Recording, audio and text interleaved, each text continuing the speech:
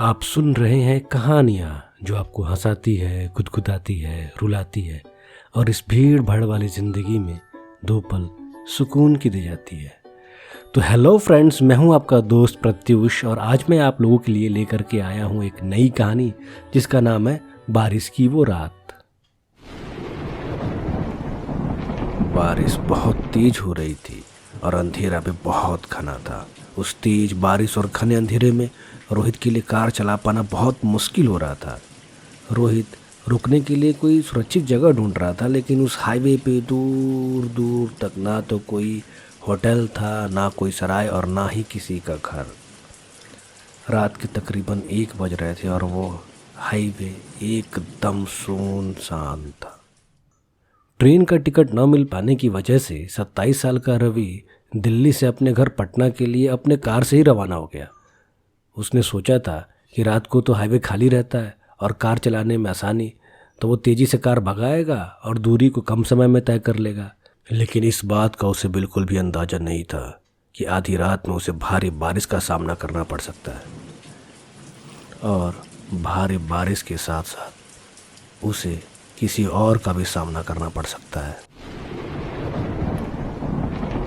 बारिश का पानी इतनी तेजी से कार के शीशे पे पड़ रहा था कि रवि को बहुत मुश्किल से सड़क दिखाई दे रही थी। कुछ दूर चलने के बाद रवि को हाईवे के दूसरे साइड एक पतली सी सड़क दिखाई दी जो शायद किसी गांव की तरफ जा रही थी। रवि ने सोचा कि इस तेज बारिश में, जो कि रुकने का बिल्कुल नाम ही नहीं ले रही है, इसमें कार चलाना बहुत ही खतरनाक है और हाईवे पे खड़े रहना तो उससे भी ज़्यादा खतरनाक। इसलिए वो गांव के लोगों से मदद की उम्मीद लिए अपनी कार को उस पतली गांव वाली सड़क की तरफ घुमा दिया। उस गांव वाले रास्ते पर रवि अभी 1 ही किलोमीटर चला होगा कि उसे एक घर दिखा।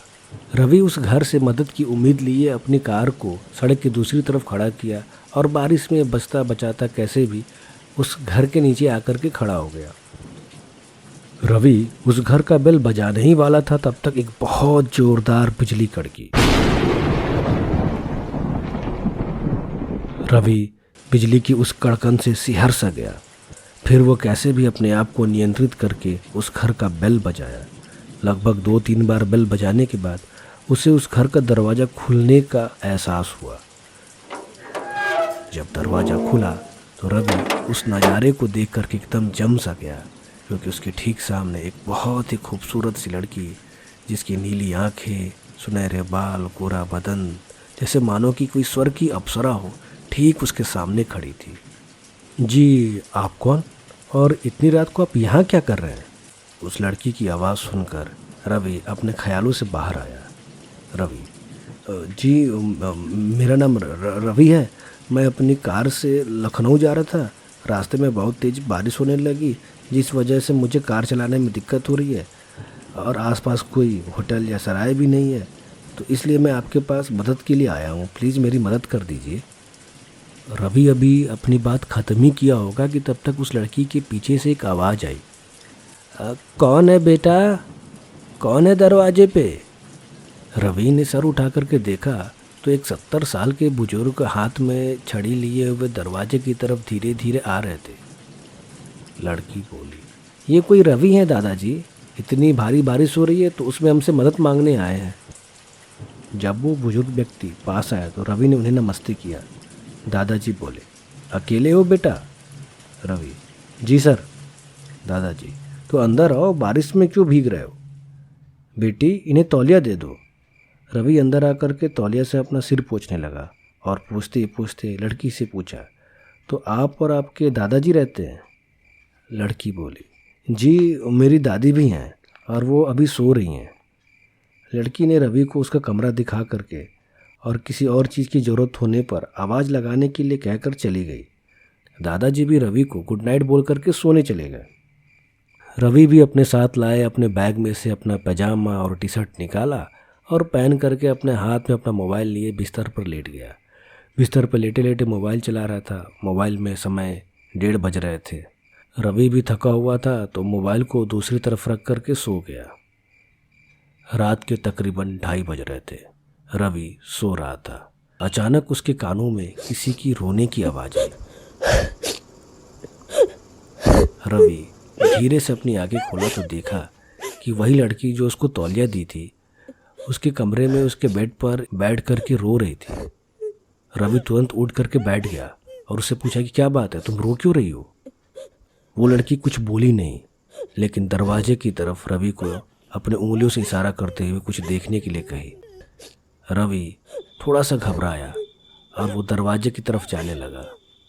अभी वो 2 कदम ही आगे बढ़ा था, तब तक उसे एहसास हुआ कि दरवाजा तो अंदर से बंद है, फिर ये लड़की उसके कमरे में आई कैसे? रवि के हाथ पांव फूलने लगे थे। रवि पीछे मुड़ करके उस लड़की से पूछने वाला था कि वो कमरे में कैसे आई।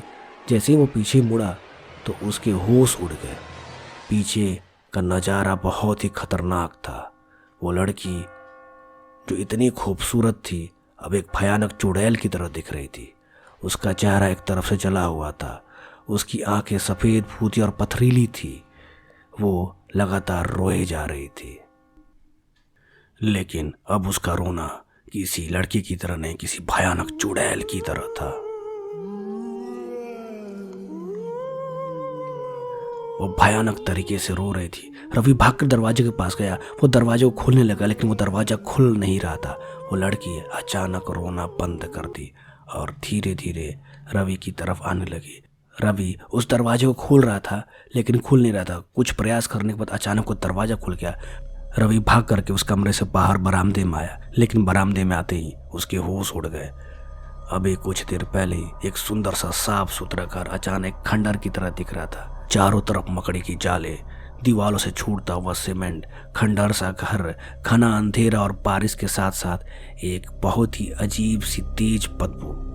रवि इस घर के भयानक मंजर को देख करके एकदम डर सा गया था। उसे समझ में नहीं आ रहा था उसे हो क्या रहा उसके साथ। तभी रवि को सीढ़ियों से किसी को उतरने की आवाज आई। उसने सीढ़ियों की तरफ देखा तो दादाजी छड़ी लेकर के नीचे उतर रहे थे। उनका चेहरा नीचे की तरफ था। वो नीचे जमीन को देख रहे थे। वो सीधे आकर के रवि के पास रुके और अपना चेहरा धीरे से उठाते हुए रवि से पूछे, क्या हुआ बेटा, इतने घबराए हुए क्यों हो? रवि उनका चेहरा देख कर एकदम भयानक सा डर गया। उनकी भी आंखें भूती और पथरीली थी। उनका भी चेहरा आधा जला हुआ था और वो भी रोना शुरू कर दिए। उस घर में भयानक रोने की आवाज गूंजने लगी।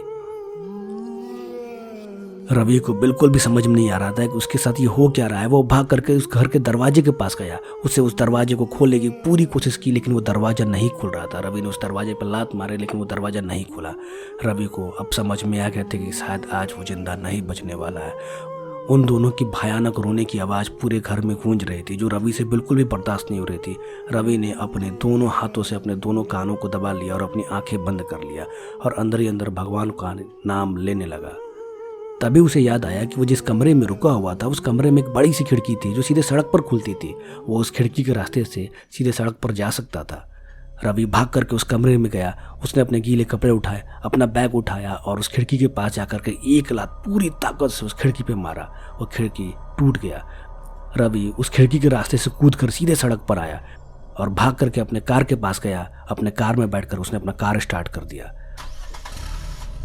और कार स्टार्ट करने के बाद जाने से पहले वो आखिरी बार उस खिड़की की तरफ देखा। वो दोनों भूतिया दादाजी और पोती रवि को ही देख रहे थे। उनकी भूतिया पथरीली आंखें सीधे रवि को देख रही थी। उनका चेहरा जला हुआ था और इस बार वो रो नहीं रहे थे। उनके चेहरे पे एक अजीब सी मुस्कान थी। रवि वहाँ से भागा और सीधे तब तक नहीं रुका जब तक कि उसे एक भीड़ भाड़ वाला या होटल ना मिल गया। तो दोस्तों, ये कहानी बहुत सारे सवाल हमारे सामने छोड़ के जाती है, जैसे वो भूतिया घर कौन सा था, वो दोनों कौन सी थी, और हाँ, वो दोनों ने उसे मारा क्यों नहीं, उसे जाने कैसे दिया, और साथ ही साथ उस लड़की की दादी जी कहाँ थी। उस लड़की ने बोला था कि मेरी दादी जी अभी सो रही हैं, तो उस लड़की की दादी जी कहाँ थी। तो इसी के साथ मैं इस कहानी को यहीं अंत करता हूँ।